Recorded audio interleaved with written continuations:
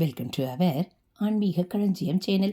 இன்னைக்கு நம்ம பார்க்க போகிறது தெய்வத்தின் குரல் 7ஆம் பாகம் 11ஆம் அத்தியாயம் ஸ்ரீ சுப்பிரமணியாய நமஸ்தே. அதில் உச்சநிலையில் உள்ளவர்.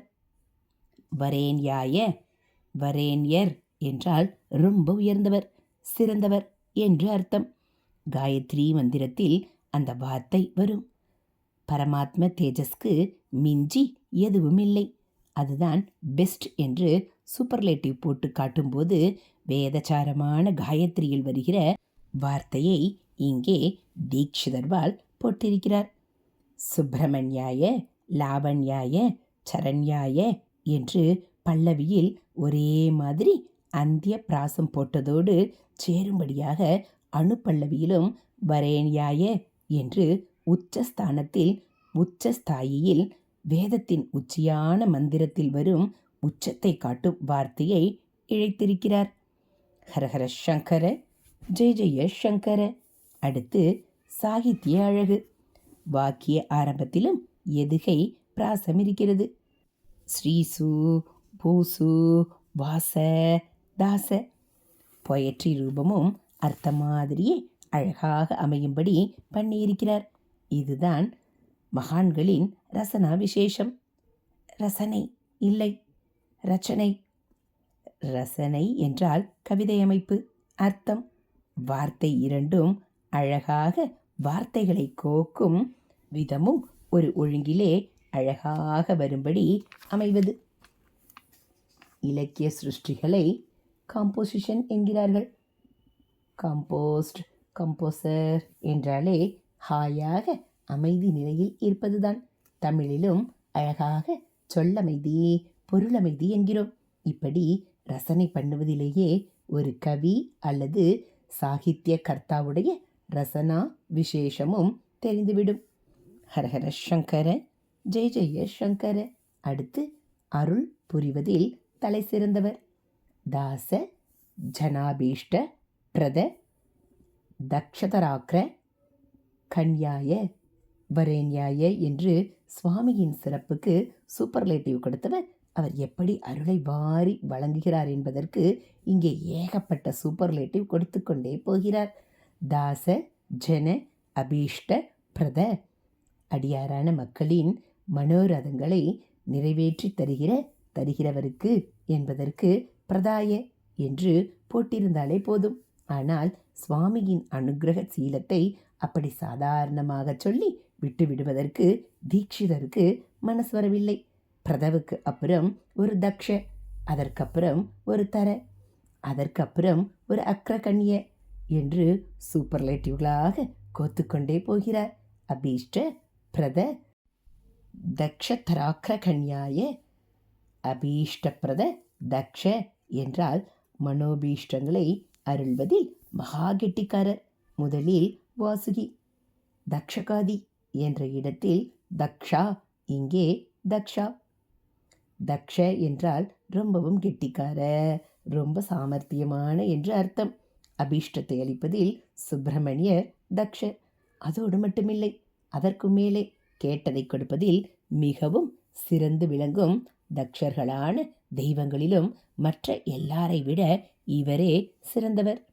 தக்ஷதரர், இது தரமானது என்கிறோம். அப்படியானால் மற்றவற்றோடு கம்பேர் பண்ணும்போது இதுவே சிறந்தது என்று அர்த்தம். அப்படித்தான் இவர் மற்ற அனுக்கிரக மூர்த்திகளுக்கு நடுவே தரமானவராய் இருக்கிறார். மற்ற தெய்வ உபாசகர்கள் எங்கள் தெய்வமும் அப்படித்தான் என்று வந்துவிட்டால் என்ன பண்ணுவது? சரி, அவர்களோடும் நாம் சண்டைக்கு போக வேண்டாம். ஐக்கியத்துக்கும் சமரசத்துக்கும் தானே சுவாமியும் சங்கீதமும் சாகித்யமும் இருப்பது என்று தீக்ஷிதர்வால் நினைத்து அபீஷ்ட, பிரத, தக்ஷ தரர்களாக பல பேர் இருந்தாலும் இருந்துவிட்டு போகட்டும். ஆனால் அவர்களில் முதல்வராக நம்பர் 1ஆக இவரே மதிக்கப்படுகிறார் என்று போட்டுவிடுவோம் என்று முடிவு பண்ணி தக்ஷ தரவுக்கு அப்புறம் அக்ரகண்யாய என்று முத்தாய்ப்பு வைத்து விட்டார் போல இருக்கிறது. தாச, ஜனங்களின் இஷ்டத்தை வழங்குபவர்களில் சிறப்பற்றவர்களிலேயும் முதலாமவராக மதிக்கப்படுபவர். என்று பெரிசாக நீட்டிக்கொண்டு போயிருக்கிறார். அக்ர முதலிடத்தில் கண்ய மதிக்கப்படுகிறவர். ஹரஹர சங்கர ஜெய ஜெய சங்கர. அடுத்து பேரசுரரை வதைத்த வீர பௌருஷம். தாரக சிம்ஹமுக சூரபத்மாசுர சம்ஹர்த்தரே.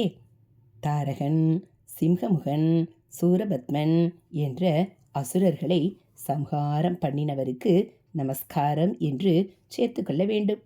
சுப்பிரமணிய, லாவண்ய, சரண்ய, அக்ரகண்ய என்றெல்லாம் இதுவரை பாட்டின் பல்லவியிலும் அனுபல்லவியிலும் வந்த வார்த்தைகள் அகாரத்தில் முடிந்ததால் அப்படிப்பட்டவருக்கு என்று 4ஆம் வேற்றுமையில் சொல்லும்போது யாய என்று ஆயிற்று. இப்போது சரணத்தில் வரும் பெயர்களில் பெரும்பாலானவை அகாரந்தமாக முடியாமல் ரூவிலே தமிழில் குற்றியலுகரம் என்று சொல்லும் தேய்ந்த ரூவிலே முடிகின்றன.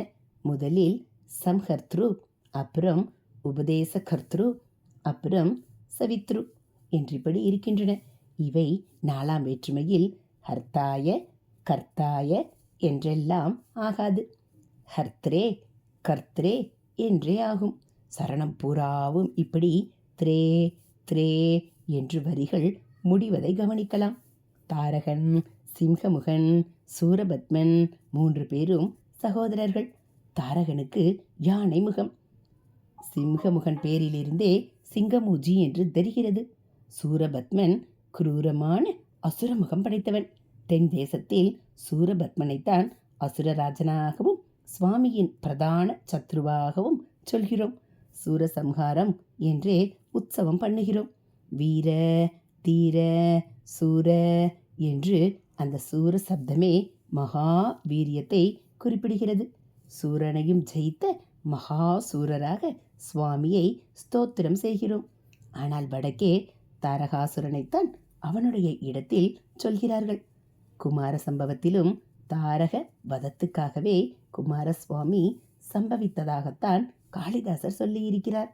ஆச்சாரியால் புஜங்கத்திலே துவயா சூரநாமா ஹதஸ் தாரக சிம்ஹவக்த்ரச்ச என்று 3 பெயரையும் சொல்லி இருக்கிறார். சிம்ஹவக்த்ரன் என்றாலும் சிம்ஹமுகன் தான். தீட்சிதரும் தட்சிணத்தில் உள்ள வழக்கப்படியே ஸ்காந்த மகா புராணத்திலும் இப்படித்தான் இருக்கிறது. 3 பேரையும் சொல்லி இருக்கிறார். மகா பல பராக்கிரமம் படைத்த 3 குரூர ராட்சசர்களை பால்யத்திலேயே ஹதாகதம் பண்ணிய வீராதி வீரர் சுப்பிரமணிய சுவாமி. கோடி கோடி மனசிஜ லாவண்யத்தை சொல்லியாச்சு. தீனசரண்யராக அபீஷ்டவரதர்களில் அக்ரகண்யராக உள்ள காருண்யத்தை சொல்லியாச்சு. மகா அசுரர்களையும் சம்ஹாரம் பண்ணிய வீர பௌருஷத்தையும் இப்போது சொல்லியாச்சு. அழகு, அருள், ஆற்றல் 3லேயும் சிரேஷ்டமானவர் என்று காட்டியாச்சு. ஹரஹர சங்கர ஜெய ஜெய சங்கர.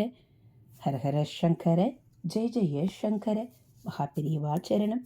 இதுபோல் தெய்வத்தின் குரல் பகுதிகளை நீங்கள் தினந்தோறும் கேட்கணும் அப்படின்னா மறக்காமல் நம்ம சேனலை சப்ஸ்கிரைப் பண்ணுங்கள். கூடவே வெள்ளைக்கானை கிளிக் பண்ணி ஆளுங்கிற பட்டனையும் வைத்திடுங்க. நம்ம சேனலில் வரக்கூடிய தெய்வத்தின் குரல் பகுதிகள், மகாபெரிவா மகிமை, மகாபெரிவா அருள்வாக்கு, ஆன்மீக கதைகள் எல்லாம் உங்களுக்கு பிடிச்சிருந்தா ஒரு லைக்கும் கமெண்ட்டும் கொடுத்து உங்களுக்கு தெரிஞ்சவங்களுக்கும் ஷேர் பண்ணுங்கள். ஹரஹர சங்கர ஜெய ஜெய சங்கர. ஹரஹர சங்கர ஜெய ஜெய சங்கர. மகாபெரியவா சரணம்.